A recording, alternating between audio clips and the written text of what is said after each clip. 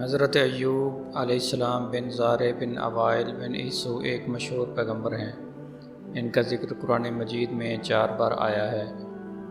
ان قرآنی آیات سے ہمیں یہ پتہ چلتا ہے کہ حضرت ایوب علیہ السلام بڑے دکھ، درد اور مصیبت و ابتلا میں مبتلا ہوئے،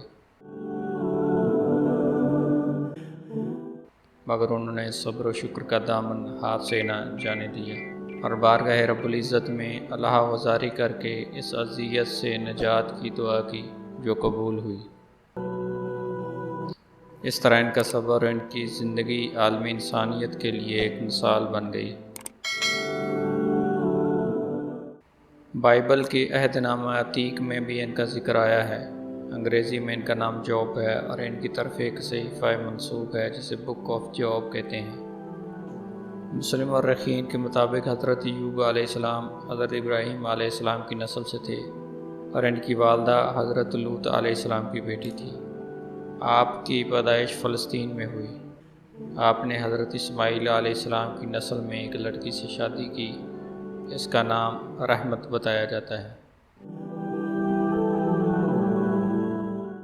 حضرت ایوب علیہ السلام کی دولت کی فراوانی کا ذکر بڑی تفصیل سے آیا ہے۔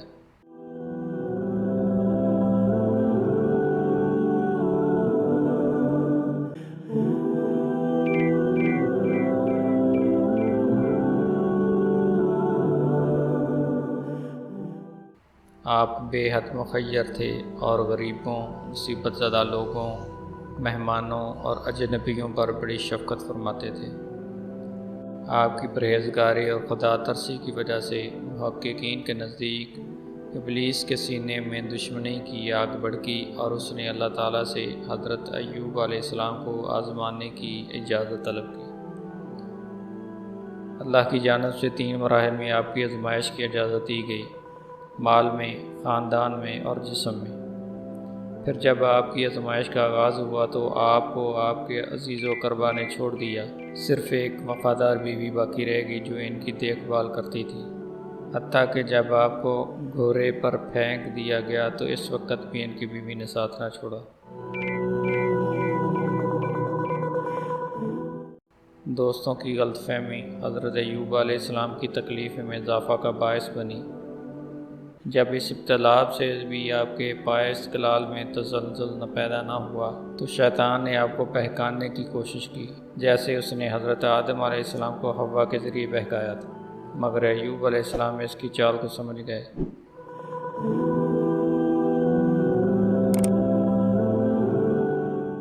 بالآخر حضرت جبرائیل علیہ السلام یہ بشارت لے کر آئے کہ آپ ایک کراماتی چشمے کے ذریعے ابتلا سے نجات پائیں گے۔ چنانچہ آپ نے اس چشمہ کا پانی پیا اور اس میں غسل کیا تو آپ شفا یاب ہو گئے۔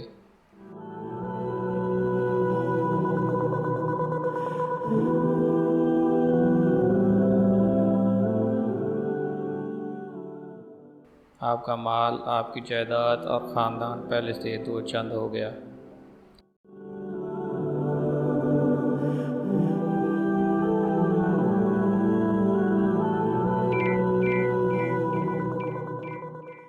روایت ہے کہ آپ سلسلہ انبیاء میں حضرت یوسف علیہ السلام کے بعد مبعوث ہوئے، مگر بعض مفسرین نے آپ کو حضرت یونس علیہ السلام کے بعد رکھا ہے۔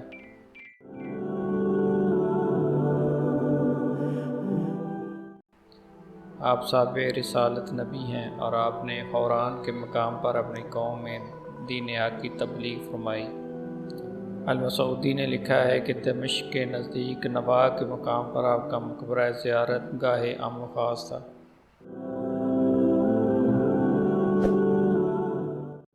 حضرت ایوب علیہ السلام نے اپنے زمانہ ابتلا میں جس صبر و تحمل کا مظاہرہ کیا، اس سے صبر ایوب کی اصطلاح نکلی جو آج بھی ادب میں بطور ضرب المثل رائج ہے۔